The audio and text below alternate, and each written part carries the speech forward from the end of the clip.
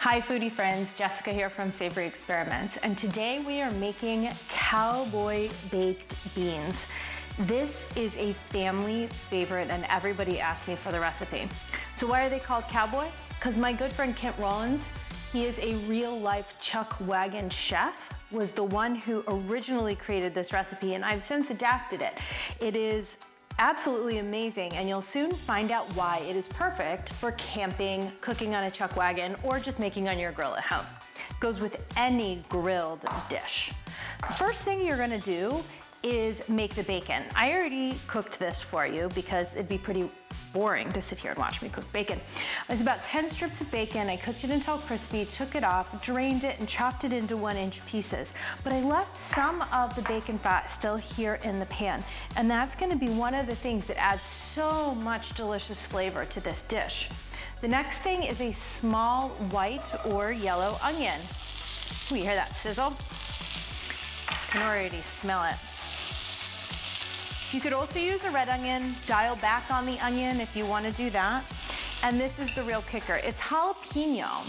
Jalapeno will add, after cooked, a little bit more of a mild flavor, spice to it.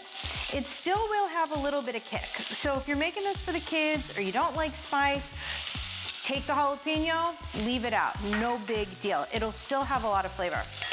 For most baked bean recipes, you're gonna go ahead and cook this down until the onions are soft and translucent, but we're gonna start adding the rest of the ingredients. The goal here is for both the jalapenos and the onion to still have a little snap to them when they're finished.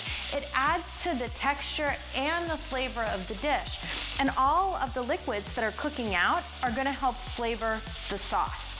The sauce, super simple, made out of barbecue sauce. Yep, I'm using some Sweet Baby Ray's here. About 3/4 of a cup. Gonna eyeball that. And yellow mustard. If you want to vary this, you can use a Dijon. I'm gonna use a tablespoon. Get that on in there. So people always ask me, they're like, you're using barbecue sauce?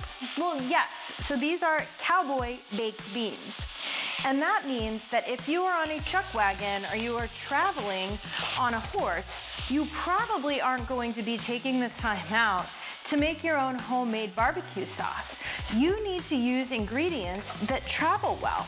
So things like bacon, which is a cured pork, travels fairly well. Barbecue sauce in a bottle or even a can or a jar travels well, as does mustard. Those two items technically don't need to be refrigerated, so you don't have to worry about that. Okay. We're gonna add brown sugar next. We've got a lot of heat, we've got a lot of acidity, and now we need to balance it out with brown sugar. If sugar isn't your jam, agave nectar or honey also work well. And if you're going just for super spicy baked beans, leave out the brown sugar. So the one thing, I'm sure you're looking at me going, where is it? Are the beans.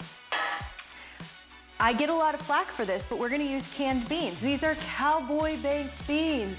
Cowboys do not have time to soak their beans overnight and slosh around with a bucket of dry pinto beans. They use canned beans. It's one of the great things of being out on the range. So we've got black beans and pinto beans. You can use just pinto, you can use just black, you can use kidney beans if you want. Drain them, rinse them, throw them on in. This sauce is starting to caramelize, it's thickening.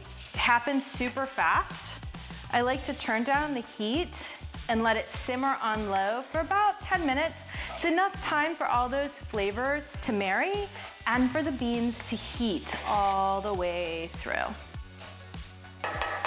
Right before you're ready to serve, that bacon that you cooked at the very beginning, add that back to the pot and stir it on in.